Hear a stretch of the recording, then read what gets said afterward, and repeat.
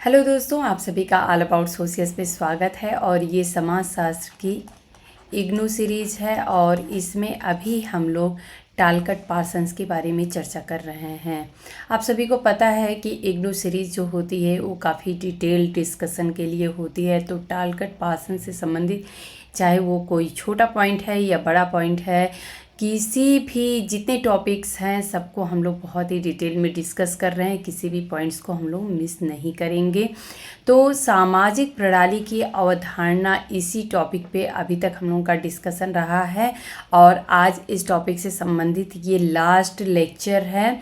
आखिर में सामाजिक प्रणाली, जैसा कि आप सभी को पता है कि सोशल सिस्टम नामक इनकी पुस्तक ही रही है। तो चूँकि एक बुक ही इन्होंने सोशल सिस्टम नाम से लिखी है, तो आखिर में सामाजिक प्रणाली जो है वो आखिर में क्या है उसके बारे में इन्होंने डिटेल में उस पर समझाने की कोशिश की है और उसी को हम लोग एक एक पॉइंट बाय पॉइंट हम लोग समझ रहे हैं। आज का जो लेक्चर है इसमें हम लोग ये समझेंगे कि सामाजिक प्रणाली की संरचना के प्रकार कौन कौन से होते हैं। ये टालकट पार्सन्स ने बताया है। तो सामाजिक प्रणाली क्या होती है इसके बारे में ऑलरेडी हम लोग चर्चा कर चुके हैं। अगर आप लोगों में से कोई भी मेरा लेक्चर पहली बार अगर सुन रहे हैं तो मैं ये बोलूँगी कि आप लोग पहले जाके और जो भी पिछले लेक्चर्स हैं टालकट पार्सन से संबंधित वो आप लोग देखेंगे तो आगे की जो भी लेक्चर्स हैं वो आप लोगों को अच्छे से समझ में आएंगे, क्योंकि हर लेक्चर्स में हर टॉपिक को हम लोग डिटेल में डिस्कस नहीं कर सकते हैं। तो ऑलरेडी हम लोग सामाजिक प्रणाली आखिर में क्या होता है इसके बारे में बहुत ही डिटेल में डिस्कस कर चुके हैं। और ये सामाजिक प्रणाली की संरचना, उसका स्ट्रक्चर कैसा होता है, उसके कौन कौन से प्रकार हैं, इसके बारे में टालकट पार्सन्स ने क्या कहा है, ये डिस्कशन हम लोग आज के लेक्चर में करने वाले हैं। पार्सन्स ने अपने समाजशास्त्रीय विश्लेषण में मुख्य रूप से 4 प्रकार की सामाजिक प्रणालियों के बारे में विचार किया है। तो ये अपने आप में इम्पॉर्टेंट है, आप लोग ज़रूर याद रखिएगा कि ये प्रणालियाँ कौन कौन सी हैं। पहली आर्थिक प्रणाली, परिवार प्रणाली, राजनैतिक प्रणाली और व्यक्तित्व प्रणाली। ये आप लोगों को पता होना चाहिए कि ये जो चारों पॉइंट्स हैं, जो चारों प्रणालियों के बारे में इन्होंने कहा है, विभिन्न परीक्षाओं में पूछा गया है, बहुत ही ज़्यादा इम्पॉर्टेंट है, आप लोग ध्यान रखिएगा। अगर ध्यान नहीं हो पा रहा है या याद कैसे करें ये नहीं समझ में आता है तो मैं आप लोगों को एक मेरा जो शॉर्टकट है वो मैं बताती हूँ, आप लोग याद रखिएगा। अगर याद रखेंगे तो शायद आप लोगों को मिलता जुलता ऑप्शन जो है वो आप लोगों को समझ में आ जाएगा। ये है व्यापारी, ये आप लोग ज़रूर याद रखिएगा। व्यापारी, व्यापारी जो शब्द है इससे हम इसको ये कैसे याद करेंगे, व्या से व्यक्तिगत हो सकता है, तो व्यक्तित्व प्रणाली, पर्सनालिटी के बारे में टालकट पार्सन्स ने बात की है। तो ये हो गया व्या। और आ से आप लोग आर्थिक प्रणाली, व्या व्या प्लस आ करके व्या कर देंगे तो ये हो जाएगा। मैं आप लोगों को याद करने के लिए लिख भी दूंगी तो आप लोगों को अच्छे से इजली याद हो जाएगा। तो यहाँ पे आप लोग देखिए, जैसे कि व्य से व्यक्तित्व हो गया, इसमें प्लस आ कर दीजिए आप लोग तो ये हो गया व्या। तो आ से आर्थिक हो गया और पारी का तो प से परिवार जो है वो पा हो जाएगा और री के लिए राजनैतिक, जस्ट अपोजिट। तो ये राजनैतिक के लिए आप लोग री याद कर सकते हैं। तो व्यापारी एक सिंपल सा वर्ड याद करिए और इसमें कौन कौन से लेटर्स आ रहे हैं बस उससे ध्यान रखिए कि व्यक्तित्व हो गया, आर्थिक हो गया, परिवार हो गया और राजनैतिक हो गया। तो ये चारों प्रणालियों के बारे में टालकट पार्सन्स ने चर्चा की है। अब इन्होंने ये बताया है कि आखिर में ये जो प्रणालियाँ होती हैं ये आखिर में किस किस प्रकार की पाई जाती हैं या इनकी संरचना के प्रकार कौन कौन से होते हैं। तो इन्होंने 4 प्रकारों की बात की है। पहला है सार्वभौमी अर्जित विन्यास, या आप लोग विभिन्न परीक्षाओं में पूछा गया है तो आप लोग ज़रूर इसको याद रखिएगा और एक एक को हम लोग बहुत ही अच्छे से समझ लेंगे तो कन्फ्यूजन नहीं होगा। सार्वभौमी अर्जित विन्यास क्या होता है? इसे द यूनिवर्सलिस्टिक अचीवमेंट पैटर्न कहते हैं। आखिर में ये क्या होता है? तो यह ऐसी सामाजिक प्रणाली की संरचना है जिसकी भूमिकाओं में ऐसे मूल्यपरक उन्मुखताएं प्रमुख हैं जो समाज के सदस्यों में विधि सम्मत तर्क संगत विधियों पर आधारित उपलब्धि को बढ़ावा देते हैं। तो सार्वभौमी यानी यूनिवर्सल लेवल पे हर जगह ये मान्य है। और अर्जित अर्थात हम उसको अर्जित कर रहे हैं, अचीव कर रहे हैं। तो कोई चीज़ जब अचीव की जाती है तो अचीव करने का जो प्रोसेस होता है वो तर्क संगत होता है। अगर कोई चाहे, कोई भी एक व्यक्ति है या किसी भी, अगर एक बच्चे की बात करें जो पढ़ता है, तो अगर वो चाहे कि हम ऐसे ही एक आईएएस ऑफिसर बन जाए तो नहीं बन सकता है। उसको सोचे कि वो काश मैं आईएएस ऑफिसर बन जाऊं, ऐसा मेरे पास कुछ आ जाए, तो नहीं हो सकता है। तो इसके लिए एक तर्क संगत विधि होती है जिसके द्वारा वो पढ़ेगा, लिखेगा, अच्छे से एग्ज़ाम निकालेगा और अगर हो जाता है सिलेक्शन तो वो एक आईएएस ऑफिसर बन सकता है।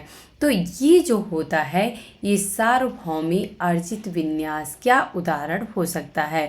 जैसे कि हम यहाँ पे एक उदाहरण के तौर पे लोकतंत्र की बात करें या फिर समानता की बात करें कि सभी जो है समाज में इक्वल हों, कोई ऊंच नीच ना हो। तो ये जो भावना होती है ये हमें दिखेगी कि एक बोलेंगे कि रूल्स रेगुलेशन के तहत होता है कि सबको, हम जैसे कहते हैं कि सब एक समान हों, तो जिसके पास ज़्यादा अगर धन है वो जो गरीब है उसको भी बांटे दे या इस प्रकार से एक देखे।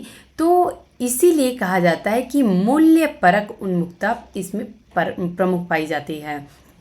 तो हम देखेंगे कि एक नैतिकता की बात आती है कि नहीं, भलाई सबकी होनी चाहिए, इस तरीके का हमें समाज में संरचना दिखनी चाहिए। तो ये जो है सार्वभौमी अर्जित विन्यास के अंतर्गत आता है। अभी दूसरा अगर हम देखें सार्वभौमी प्रदत्त विन्यास, ये आखिर में क्या होता है? इसे द यूनिवर्सलिस्टिक एस्क्रिप्शन पैटर्न कहते हैं। आप लोगों से मैं बार बार कहती हूँ कि हिंदी के जो वर्ड होते हैं वो तो हमें याद होने चाहिए, इंग्लिश के जो टर्म्स होते हैं वो भी साथ में याद होने चाहिए। समटाइम्स एग्ज़ाम में गूगल ट्रांसलेशन कर दिया जाता है और क्या होता है कि जो इंग्लिश में का जो वर्ड हैं, टर्म्स हैं, उन्हीं को हिंदी में ट्रांसलेट करके पूछ दिया जाता है। तो आप लोगों को अगर पता रहेगा तो वो ज़्यादा अच्छा रहेगा। सार्वभौमी प्रदत्त विन्यास क्या होता है? तो ये तो यूनिवर्सल होता है सभी जगह पे, लेकिन प्रदत्त होता है, इसका क्या अर्थ होता है इसको हम लोग समझते हैं।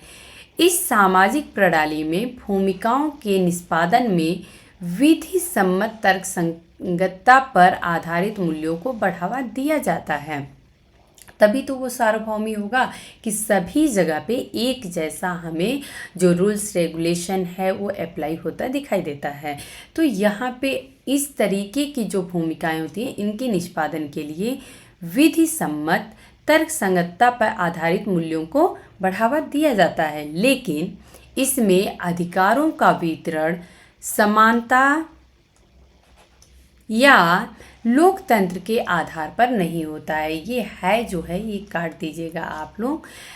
तो इस प्रकार से हम देखेंगे कि जो भी चीज़ें होती हैं, चाहे वो हम किसी भी, अगर मान लेते हैं कि कोई व्यक्ति है किसी पद को पाना चाहता है, एक सिंपल सा एग्जांपल लेते हैं कि जैसे मान लेते हैं कि किसी कंपनी में या फिर किसी भी गवर्नमेंट बॉडीज़ की बात कर ले, वहाँ पे या सत्ता में अपने अधिकार को पाने के लिए पॉलिटिकल पार्टीज़ की बात कर लें, तो हमें सभी के जैसे होता है कि कोई भी चुनाव लड़ सकता है। तो इस प्रकार से सभी को समान अधिकार होता है कि सब लोग अप्लाई कर सकते हैं, लेकिन वहाँ पे ऐसा देखा जाता है कि जो कुछ पहचाने लोग होते हैं उनको ज़्यादा प्रायोरिटी दी जाती है, या फिर ये भी कह सकते हैं कि कुछ ऐसी एजेंसी होती है, कुछ ऐसी संस्थाएं होती हैं जहाँ पे जो भर्तियाँ होती हैं वो इसी बेस पे होती है कि वो उनके जो पूर्वज थे वो भी उसी में संलग्न थे, या ये बोलेंगे कि उसी में कार्यरत थे, तो फिर उनको प्रायोरिटी दी जाती है, उनको प्रेफरेंस दिया जाता है। तो इस प्रकार से जो इनमें अधिकारों का वितरण ये है, या फिर समानता या लोकतंत्र के आधार पे नहीं होता है। तो जो अधिकारों का वितरण किया जाता है समाज में, इस टाइप के समाजों में, तो वहाँ पे समानता या फिर लोकतंत्र जो है, अर्थात सभी का एक अपना खुद का अधिकार है वहाँ की सत्ता को चलाने के लिए, तो ऐसा नहीं पाया जाता है। कार्य और पेशे में, उद्योग तथा संचार में विज्ञान और प्रौद्योगिकी के आधुनिक सिद्धांतों को लागू किया जाता है। अब यहाँ पे आप लोगों को डिफरेंस समझ में आ जाएगा कि चाहे वो कोई कार्य है या फिर कोई पेशा है या उद्योग है या फिर संचार है, इनमें देखा जाए तो विज्ञान और प्रौद्योगिकी को भरपूर अपनाया जाता है। लेकिन जहाँ किसी विशिष्ट विचारधारा वाले संघ या पार्टी या मत की सदस्यता का प्रश्न आता है, तो इनका वितरण जो होता है वो प्रदत्त सिद्धांतों से किया जाता है। ऐसा देखने को मिलेगा कि जैसे किसी पार्टी में अगर कोई पार्टी का सदस्य मुख्य पद पर है, तो वो चाहेगा कि उसका जो आने वाला पीढ़ी है वो भी उसी तरीके से उस पर अपना सत्ता हासिल कर सके। तो इस प्रकार से देखा जाए तो जो अधिकारों का वितरण होता है वो प्रदत्त सिद्धांतों के आधार पे किया जाता है। तीसरा जो पाया जाता है वो है विशिष्टतावादी अर्जित विन्यास, द पर्टिकुलरिस्टिक अचीवमेंट पैटर्न। ये क्या होता है? तो विशिष्टतावादी का मतलब ही हो गया पर्टिकुलर की बात हो रही है, किसी सामान्य की बात नहीं हो रही है, बल्कि किसी विशेष क्षेत्र विशेष स्थान की बात आ गई यहाँ पे। और अर्जित विन्यास अर्थात हमने अचीव किया है। इसमें क्या होता है? तो पार्सन्स के अनुसार इस प्रकार की सामाजिक संरचना प्राचीन चीनी समाज में सबसे अधिक स्पष्ट रूप से दिखाई देती है। अच्छा, यहीं पे अब हम लोग ये देख लेते हैं कि जैसे इसकी बात जब हमने की थी सार्वभौमवादी अर्जित विन्यास की, तो इसका उदाहरण अगर हम देखेंगे तो जो अमेरिका है ये इसका बहुत ही अच्छा उदाहरण हमें देखने को मिलता है। क्योंकि वहाँ पे देखेंगे तो जो भी हमें अधिकार मिलते हैं या जो भी जिस प्रकार से हमको चीज़ें प्राप्त होती हैं वो हमारी अचीवमेंट बेस्ड होती हैं, और ये एक कहेंगे कि रूल्स रेगुलेशन के तहत होती है। लेकिन वहीं पे ये जो दूसरा पैटर्न हमें विशिष्टतावादी अर्जित विन्यास का देखने को मिलता है, ये प्राचीन चीनी समाज में पार्सन्स कहते हैं कि सबसे अधिक सुटेबल है या सटीक दिखाई देता है। इस समाज में क्या होता है? परिवारवाद के मूल्यों की प्रधानता थी। तो इन्होंने बताया है कि जो चीनी समाज थी, प्राचीन चीनी समाज की बात हो रही है, वहाँ पे परिवारवाद के मूल्यों की प्रधानता थी। अब परिवारवाद का क्या अर्थ है? तो परिवारवाद का अर्थ है कि पूर्वजों के साथ सातत्य की धारणा, अर्थात जो पूर्वज हैं हमारे, उनसे हमारा एक जुड़ाव महसूस होता था प्रत्येक पीढ़ी में। रिश्तेदारी के घनिष्ठ संबंध थे, तो जो रिश्तेदार थे, नातेदार थे, वो काफ़ी घनिष्ठता से एक दूसरे से जुड़े हुए थे। लेकिन इस समाज में पुरुषों की तुलना में महिलाओं की वंश परंपरा को हीन समझा जाता था। तो यहाँ पे आप लोग ये देख सकते हैं कि विशिष्टतावादी अर्थात किसी पर्टिकुलर समाज की बात हो रही है। अर्जित विन्यास की बात करें अगर, तो अगर देखा जाए कि एकदम क्लियरली बोल दिया गया है कि जो महिलाओं की वंश परंपरा थी इनको हीन समझा जाता था, तो ये बोलेंगे कि पुरुष और महिलाओं में कहीं ना कहीं एक डिफरेंस हमें देखने को मिलता था वहाँ पे उस समाज में। इस कारण से अगर मान लेते हैं कि किसी को किसी भी एग्ज़ाम निकालना है या किसी अच्छे पद पे जाना है, समाज में अच्छी परिस्थिति लेना है, तो जो पुरुष होंगे उनको अर्जित करने में काफ़ी इजी होगा महिलाओं के कंपेयर में। ये वहाँ पे ऐसा विशिष्टतावादी की बात हो रही है, वहाँ का ऐसा पैटर्न देखने को मिलता है। तो इस प्रकार से देखा जाएगा कि जो भी, अगर हम चाहे सेना की बात करें, चाहे किसी भी क्षेत्र में अगर देखें, तो हम अर्जित विन्यास वहाँ पाया जाता है। वहाँ पे लोग पढ़ते हैं, लिखते हैं, अपने तरीके से अचीवमेंट करते हैं। लेकिन अगर बात करें तो देखा जाए तो ये जो एक परंपरा की बात करें कि समाज में एक ऐसी विचारधारा कि नहीं, हम अगर सिलेक्शन होगा, अगर मान लेते हैं कि 100 लोग आए हैं किसी भी पोस्ट के सिलेक्शन के लिए, तो वहाँ पे पुरुषों को महिलाओं से ज़्यादा प्रायोरिटी दी जाएगी। तो इस प्रकार से ये जो एग्जाम्पल है विशिष्टतावादी अर्जित विन्यास से संबंधित है। विशिष्टतावादी प्रदत्त विन्यास, ये क्या होता है? The particularistic ascription pattern. तो ये जो होता है आखिर में किस समाज में पाया जाता है, किस तरीके की यहाँ पे विचारधारा पाई जाती है, इसको हम लोग समझते हैं। यह ऐसी सामाजिक संरचनाओं की ओर संकेत करता है जिनमें भूमिकाओं का संगठन ऐसे मूल्यों की दृष्टि से किया जाता है जो रिश्ते, नाते, जन्म और दूसरे प्रदत्त अभिलक्षणों से संबंधित होता है। इस प्रकार की सामाजिक संरचनाओं में व्यक्तिगत प्रयासों से होने वाली उपलब्धियों को प्रोत्साहित नहीं किया जाता है। तो जिस प्रकार से अगर आप लोगों को दिखेगा कि हमारे भारतीय समाज में अगर एक जाति व्यवस्था की बात करें तो इसमें भी हम लोगों को प्रदत्त विन्यास देखने को मिलता है कि एक जो पुजारी होता है उसका बेटा ही ऐसा माना जाएगा कि अगला पुजारी होता है। तो इस प्रकार से अगर देखें तो इस प्रकार के जो समाज होते हैं इनमें जो व्यक्तिगत प्रयास हैं, अर्थात हमारी खुद के जो टैलेंट हैं उस बेस पे हम अपनी उपलब्धियां प्राप्त नहीं कर सकते हैं।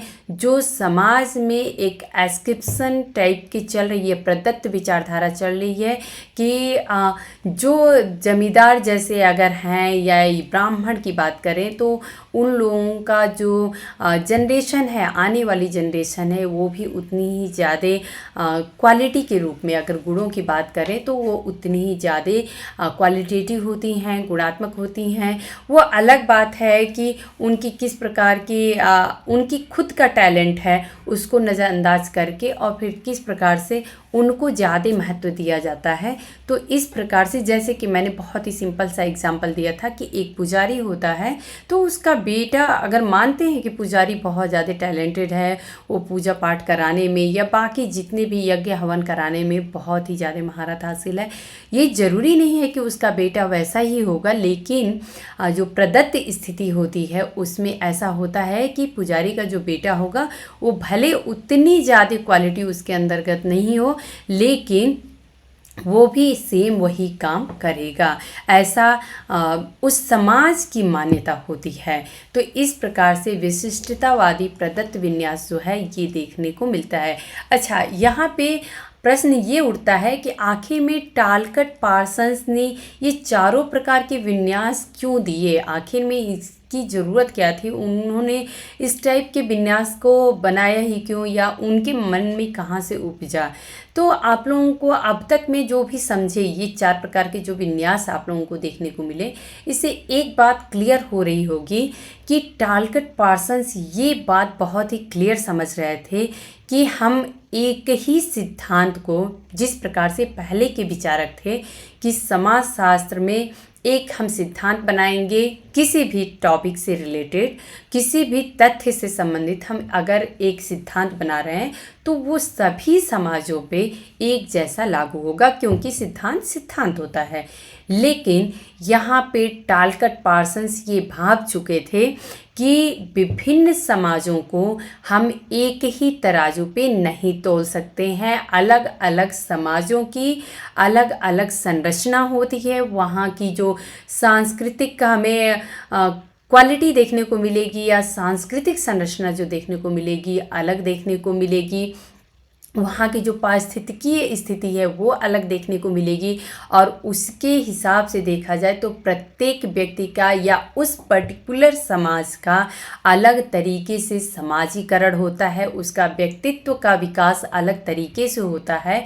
और इसी बेस पे इन्होंने ये चारों प्रकार की जो विन्यास हैं उसको उन्होंने बताया है। तो अभी उम्मीद है कि आप लोगों को जो इससे डाउट रिलेटेड कुछ भी रहा होगा कि हाँ इस टॉपिक से रिलेटेड मुझे ये चीज़ नहीं समझ में आ रही है कि आखिर में ये चीज़ें क्या हैं, तो उम्मीद है कि अभी आप लोगों को क्लियर हो गया होगा कि आखिर में ये सारे जो हम लोगों को भारी भरकम वर्ड के रूप में दिखता है कि विशिष्टतावादी अर्जित विन्यास है, विशिष्टतावादी प्रदत्त विन्यास है, ये अलग अलग तरीके का विन्यास क्यों है, फिर सार्वभौमी जो अर्जित विन्यास है या फिर सार्वभौम जो प्रदत्त विन्यास है वो आखिर में क्या है।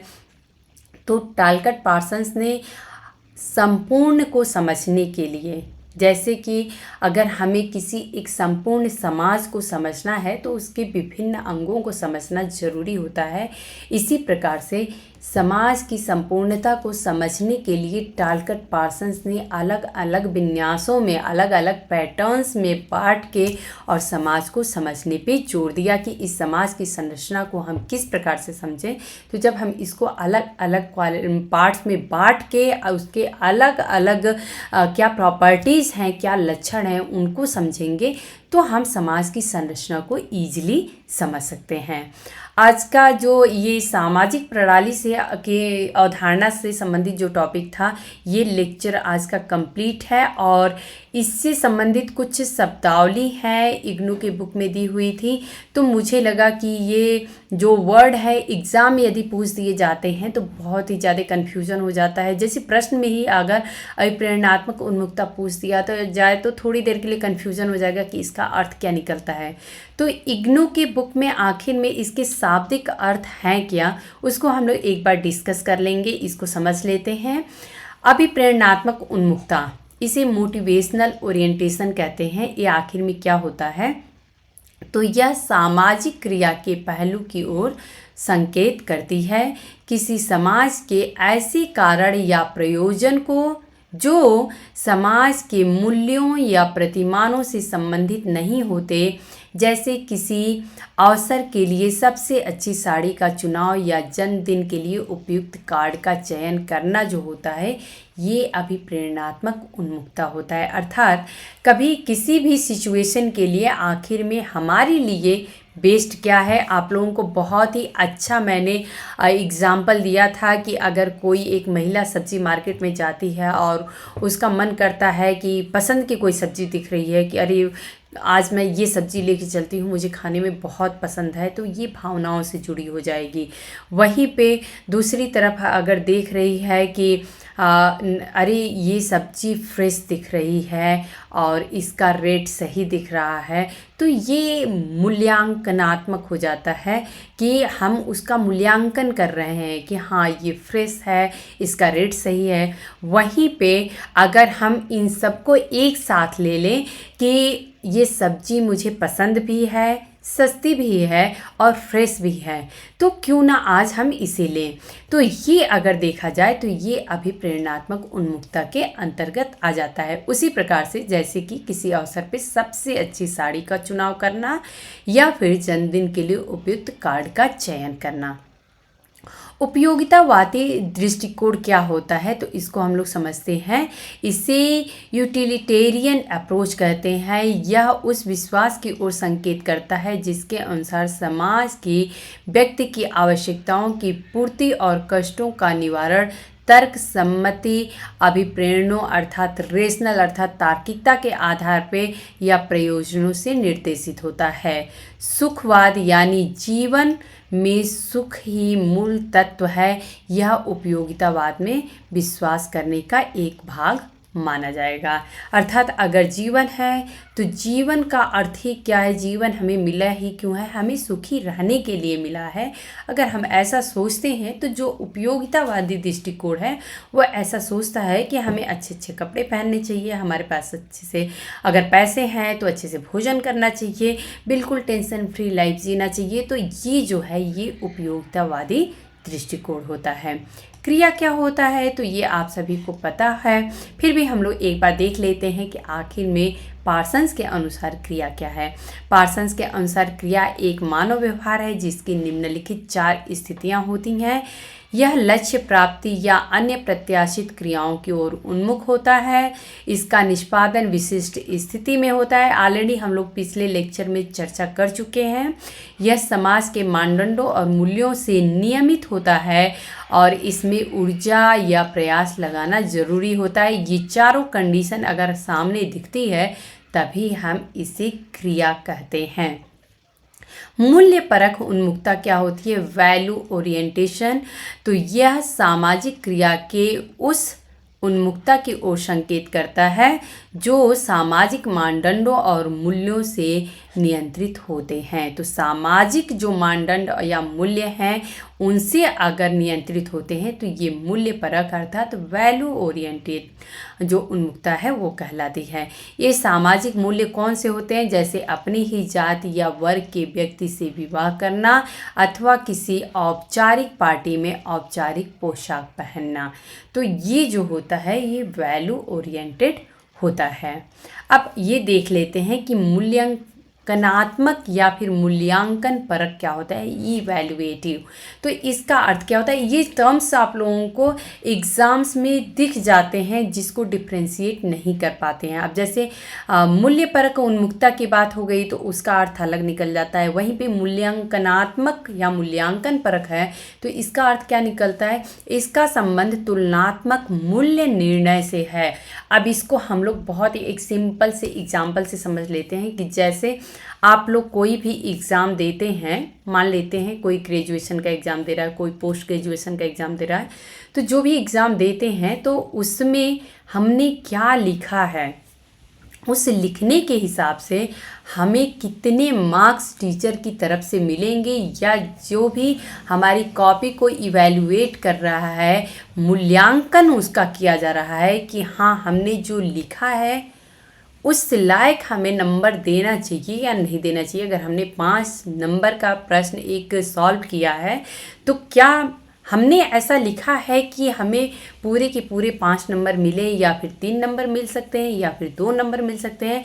तो इसका संबंध जो होता है वो तुलनात्मक मूल्य निर्णय से होता है कि आखिर में किसी भी चीज़ का हम मूल्य किस प्रकार से निर्धारित करें। तो इसको हम मूल्यांकनात्मक कहते हैं।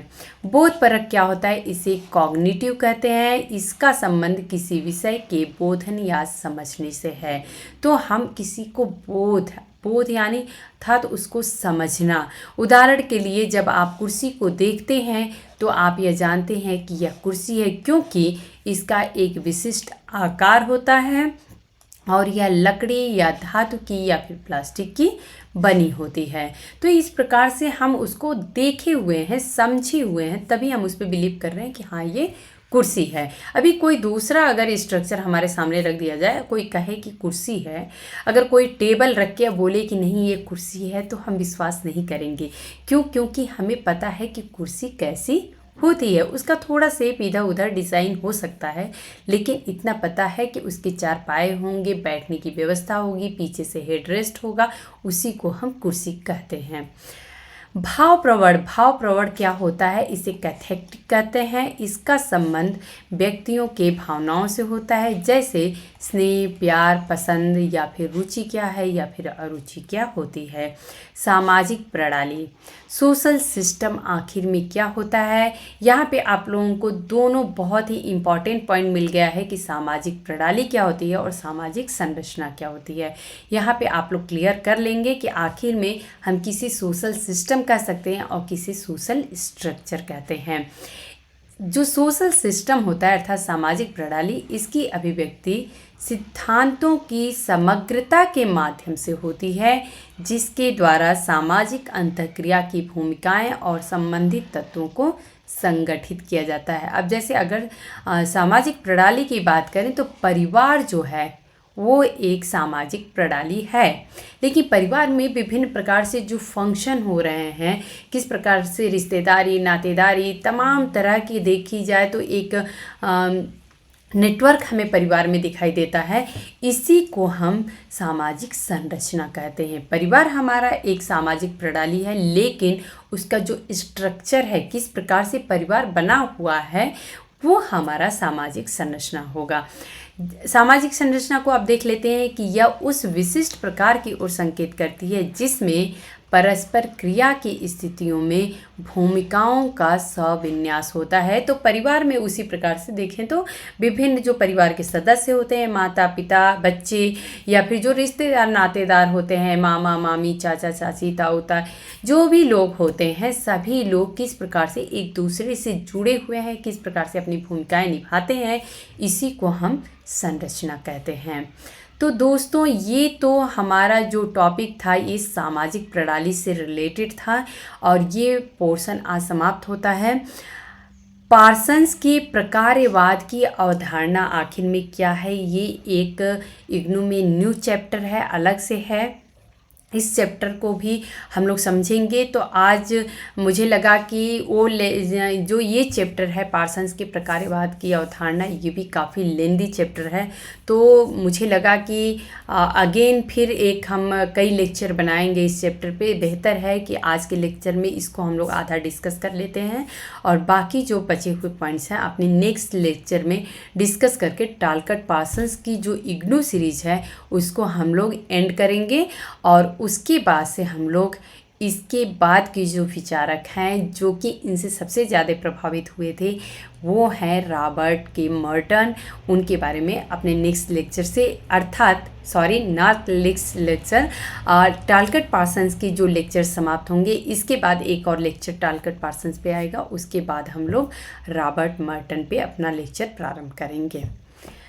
पार्सन्स की प्रकार्यवाद की अवधारणा की अगर बात करें, ये आप सभी को पता है कि टालकट पार्सन्स जो हैं वो एक प्रकार्यवादी विचारक हैं। और प्रकार्यवाद क्या होता है ये भी आप लोगों को पता है कि समाज में जिस प्रकार से मैंने एकदम क्लियर बताया था कि मानव शरीर की तुलना हूबहू समाज से कर दीजिए, बिल्कुल वही प्रकार्यवाद है कि जिस प्रकार से मानव के विभिन्न अंग जो होते हैं वो शरीर के संतुलन को बनाए रखने के लिए एक साथ मिल के एकजुट हो के प्रकार्य करते हैं, फंक्शन करते हैं, ताकि शरीर जो है वो एक संतुलित रूप से, स्वस्थ रूप से रहे। वहीं पे जो समाज होता है, समाज के विभिन्न अंग जो होते हैं वो एक साथ मिलके और एक दूसरे को सहयोगात्मक भावना के साथ में कोऑपरेटिव फीलिंग होती है और इस तरीके से पूरे समाज में ये मिल के फंक्शन करते हैं ताकि पूरा समाज जो है वो एक स्वस्थ तरीके से आगे को बढ़ते रहे। तो पार्सन्स के प्रकारवाद की अवधारणा आखिर में कहाँ पे अलग होती है इसको हम लोग समझेंगे। इन्होंने कुछ टर्म्स दिए हैं, इसको हम लोग ज़रूर डिस्कस करेंगे। इसमें एक टर्म निकल के आता है टीलियोलॉजी। आखिर में टीलियोलॉजी क्या होता है ये ज़रूर आप लोग याद रखिएगा और हो सकता है कि किसी एग्ज़ाम में पूछ भी दिया जाए कि टीलियोलॉजी किसे कहते हैं या टीलियोलॉजी के अंतर्गत हम किसका अध्ययन करते हैं। तो टीलियोलॉजी जो होता है ये मैं बता दूं कि कार्य कारण पे आधारित होता है। अब जैसे कि हम ये मानते हैं कि अगर हम कोई कार्य कर रहे हैं तो उसके पीछे कुछ न कुछ कारण होगा। अब जैसे अगर हम मान लेते हैं कि अगर कोई भी हमें घटना दिख रही है, अगर मान लेते हैं कि जैसे एक सिंपल सा एग्जांपल लेते हैं कि अगर हमें मार्केट जाना है तो क्यों जाना है? हम मार्केट जा रहे हैं, रिज़ल्ट ये है कि हमको मार्केट जाना है या हम मार्केट आ चुके हैं। ये मान लेते हैं कि हम बाज़ार में आ चुके हैं, लेकिन इस बाज़ार में आने के पीछे कुछ तो कारण होगा। हम ऐसे ही बाज़ार में तो आ नहीं गए। तो यहाँ पे अगर देखा जाए तो ये प्रकार्यवाद की एक कहेंगे कि आलोचनात्मक तौर पे इसको देखा जाता है कि ये बताता है कि अगर कोई उद्देश्य हमारे सामने है तो उसके पीछे कारण ज़रूर होगा। इसके लिए अगर जैसे हम मान लें कि एक उद्देश्य, एक मिनट मैं सही से लिख देती हूँ। अगर हम मान लेते हैं कि हमारे सामने कोई उद्देश्य है या फिर कोई हमें परिणाम दिख रहा है, कोई रिजल्ट हमें दिख रहा है, तो उसके पीछे कुछ न कुछ कारण जरूर रहा होगा, तभी हमें ये परिणाम दिख रहा है। ये बात टालकट पार्सन्स मानते हैं अपने प्रकार्यात्मक अवधारणा में। जैसे कि अगर आप लोग कोई एग्ज़ाम देते हैं और उसका रिज़ल्ट आ गया है, रिज़ल्ट बहुत अच्छे नहीं आए हैं, तो उसके पीछे रिज़ल्ट ये है कि रिज़ल्ट आपके बहुत अच्छे नहीं आए हैं, लेकिन उसके पीछे कारण क्या है वो उससे जुड़ा हुआ है, रिज़ल्ट यूं ही नहीं आ गया। तो इसलिए टालकट पार्सन्स कहते हैं कि अगर आपने अच्छे से पढ़ाई नहीं की है तभी तो रिज़ल्ट अच्छे से नहीं आया है। अगर आप अच्छे से पढ़े होते रिज़ल्ट अच्छा आया होता। तो रिज़ल्ट जो हमें सामने दिखता है, परिणाम हमें जो सामने दिखता है, उसके पीछे कारण जो है वो उतना ही ज़्यादा महत्वपूर्ण है। हम कारण को नज़रअंदाज नहीं कर सकते हैं। तो टीलियोलॉजी जो है वो यही कहता है कि जो भी उद्देश्य या परिणाम हमें दिख रहे हैं वो हमारी कारण से संबंधित हैं। हमें पहले कारण को समझना चाहिए, तब हम समझेंगे कि आखिर में परिणाम कैसे है। तो इसका शाब्दिक क्या मीनिंग है ये तो मैंने जस्ट समझा दिया कि टीलियोलॉजी क्या होता है। हम लोग जब इस चैप्टर को फिनिश करेंगे तो टीलियोलॉजी का मैं शाब्दिक अर्थ क्या होता है वो मैं बता दूंगी। जो इसमें हमारे वोकैब्युलरी आता है इग्नू का, उसमें मैं आप लोगों को क्लियर कर दूंगी। अच्छा, दूसरी बात पार्सन्स ये कहते हैं अपने प्रकार्यवाद की अवधारणा में कि जो जिस प्रकार से ये भी प्रकार्यवाद है तो सेम ही है। इन्होंने कहा है कि जिस प्रकार से मानव शरीर में अगर हम देखें तो बहुत सारे ऐसे प्रोसेस होते हैं कि ब्लड प्रेशर हमारा कंट्रोल कंडीशन में होना चाहिए। हम काम नहीं करते हैं, बॉडी हमारी फंक्शन करती है कि किस प्रकार से हमारा ब्लड प्रेशर कंट्रोल में होना चाहिए, या फिर बॉडी का टेम्परेचर कैसा होना चाहिए, हमारी बॉडी डिसाइड करती है कि किस तरीके से हमें उसे मेंटेन करना है।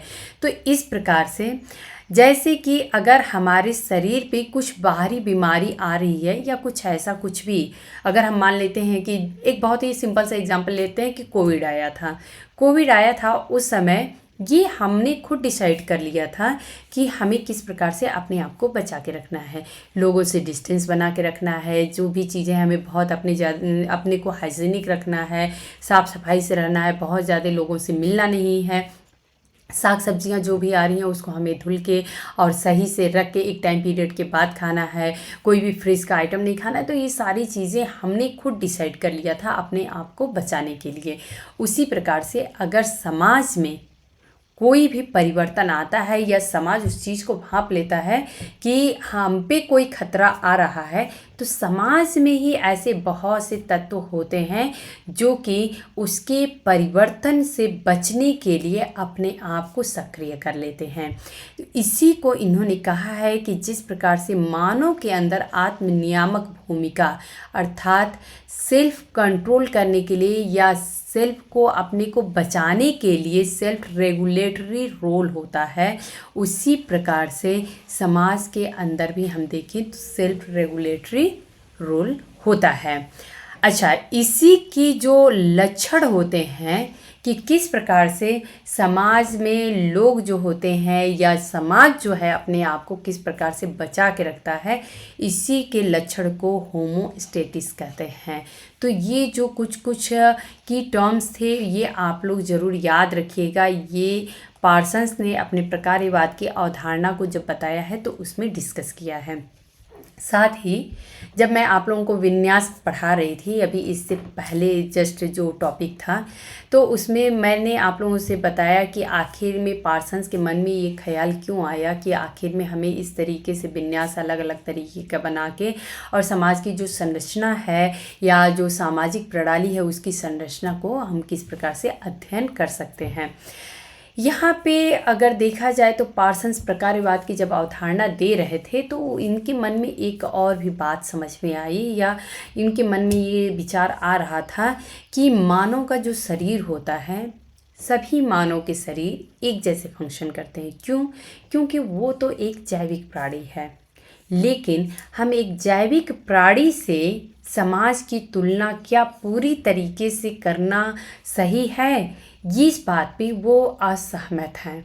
वो ऐसा मान रहे हैं, ये ऐसा मानते हैं कि मानव शरीर के जैसा ही समाज भी काम करता है, लेकिन वो इस बात को भी मानते हैं कि अगर किसी नवजात शिशु को ले लेते हैं और अगर विभिन्न समाजों की बात करें, पूरी दुनिया में अलग अलग समाज हैं, वहाँ पे अलग अलग समाजों की बात करें, जैसे अगर हम अपने भारतीय समाज की बात करें और फिर पश्चिमी समाज की बात कर लें, सिर्फ इतना ही अगर हम लोग एग्जाम्पल में समझ लें तो क्लियर हो जाएगा। तो पार्सन्स ये कहते हैं कि बच्चा जो है, मैं जो एग्जाम्पल बता रही हूँ इसको दोनों समाजों पे आप लोग सेम टाइम पे अप्लाई करिए। एक बच्चा जो है वो छोटा है और वो अपने जो भी आसपास का एटमॉस्फेयर है, जो भी माहौल है, उसको वो देख रहा है, भाषा जो है वो सीख रहा है।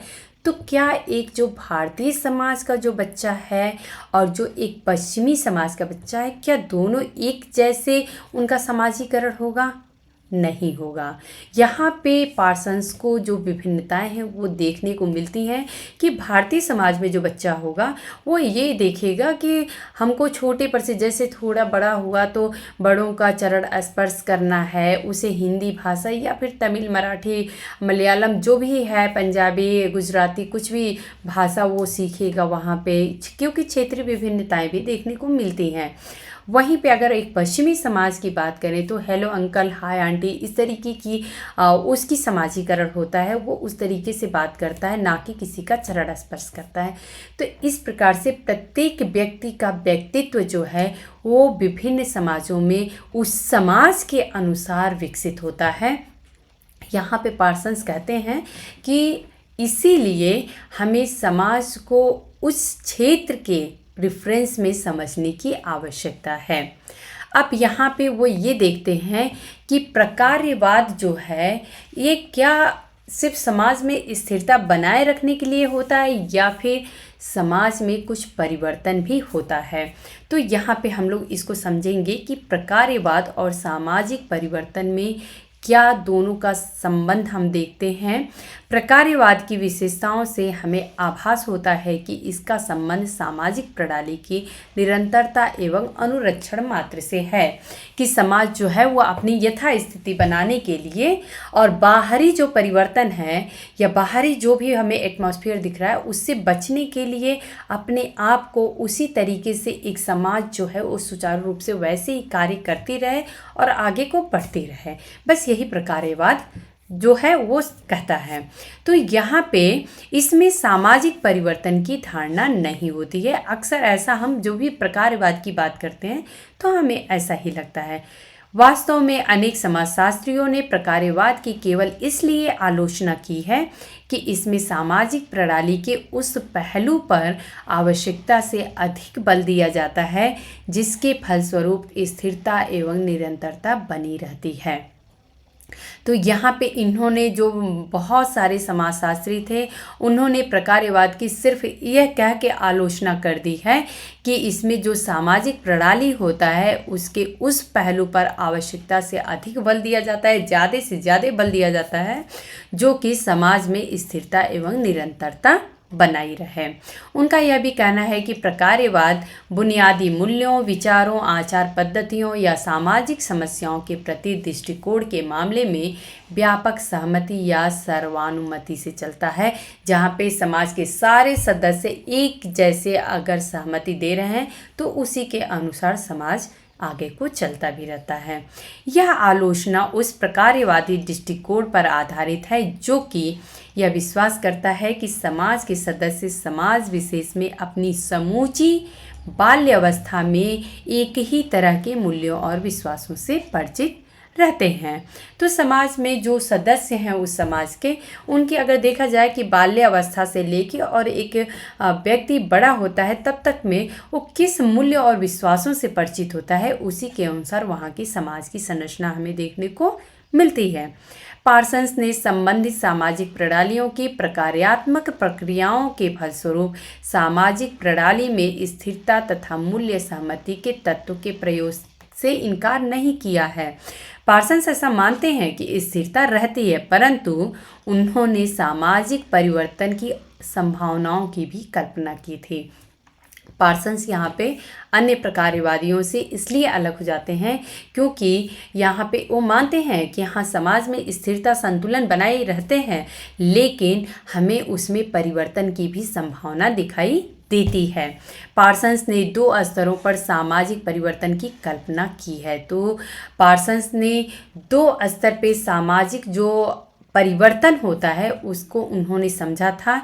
पहला जो है वो है कि सामाजिक प्रणाली के भीतर की प्रक्रियाओं से उभरने वाला परिवर्तन, तथा समाज के अपने खुद के अंदर ऐसी कौन सी प्रोसेसेस या प्रक्रियाएं चल रही हैं, उसके कारण परिवर्तन कैसे हो रहा है। तो सबसे पहले तो सामाजिक प्रणाली के भीतर ही जो परिवर्तन हो रहा है उसको समझना है, और दूसरा सामाजिक प्रणाली में आमूल परिवर्तन की प्रक्रियाएं, अर्थात पूरे तरीके से सामाजिक प्रणाली जो है, सोशल सिस्टम ही परिवर्तित हो रहा है, उसको भी हमें समझना है। सोशल सिस्टम के अंदर कैसे परिवर्तन हो रहा है वो भी हमें समझना है, और सोशल सिस्टम ही कैसे परिवर्तित हो रहा है हमें उसको भी समझना है। तो इस प्रकार से पार्सन्स ने कहा कि जो भी परिवर्तन हमें समाज में दिख रहे हैं, हमें इन 2 तरीकों से समझने की आवश्यकता है, इन दोनों को समझना है।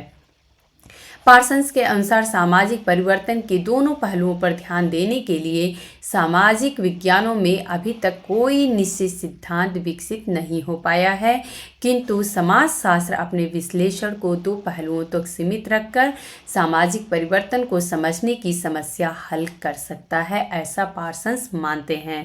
पहला यह है कि परिवर्तन का अध्ययन अवधारणात्मक श्रेणियों अथवा प्रतिरूपों की सहायता से की जाए। अवधारणात्मक जो श्रेणियां हैं ये आखिर में क्या होती हैं, तो जिन्हें पार्सन्स ने सामाजिक परिवर्तन के विश्लेषण के लिए महत्वपूर्ण माना है। ये आप लोग ध्यान रखिएगा कि अवधारणात्मक श्रेणियां जो हैं इनको पार्सन्स ने सामाजिक परिवर्तन के विश्लेषण के लिए महत्वपूर्ण माना है। और ये आखिर में होती क्या है, वे हैं अभिप्रेरणात्मक और मूल्यपरक उन्मुखता तथा सामाजिक प्रणाली की प्रकार्यात्मक पूर्वापेक्षाएं। तो यहाँ पे आप लोग जो भी टर्म्स अगर पहली बार आप लोग सुन रहे हैं तो पार्सन्स से रिलेटेड जो पिछला लेक्चर है वो आप लोग ज़रूर सुनिए, क्योंकि इन सबको डिटेल में पिछले लेक्चर्स में डिस्कस किया जा चुका है कि अभिप्रेरणात्मक उन्मुखता क्या होती है, मूल्यपरक उन्मुखता क्या होती है, और सामाजिक प्रणाली की जो प्रकार्यात्मक पूर्वापेक्षाएं हैं वो क्या हैं, जो फंक्शनल प्री रिक्वेसिट, या आप लोगों को जो थंबनेल है उसी पे आप लोगों को हेडिंग में ही दिख जाएगा, आप लोग उसको देख के समझ सकते हैं। पार्सन्स के अनुसार दूसरा पहलू यह है कि सामाजिक परिवर्तन का अध्ययन सामान्य स्तर पर नहीं किया जाना चाहिए जो सभी समाजों पे समान रूप से लागू हो, बल्कि विशिष्ट ऐतिहासिक स्तर पे किया जाना चाहिए।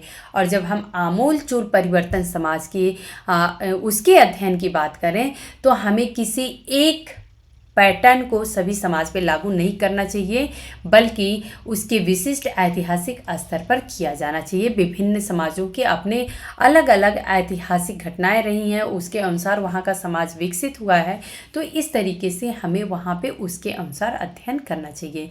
इसलिए पार्सन्स का यह मत है कि समाजशास्त्रियों के लिए समग्र सामाजिक प्रणाली के परिवर्तन की प्रक्रियाओं की तुलना में सामाजिक प्रणाली के भीतर के परिवर्तन का अध्ययन करना सरल है। यहाँ पे पार्सन्स कहते हैं कि प्रणाली के भीतर जो परिवर्तन होता है वो समाजशास्त्रियों के लिए अध्ययन करना इजी है, क्योंकि वो प्रणाली के हम भीतर देख रहे हैं, लेकिन आमूल चूल परिवर्तन जो प्रणाली में हो रहा है उसका अध्ययन करना ज़्यादा कठिन है।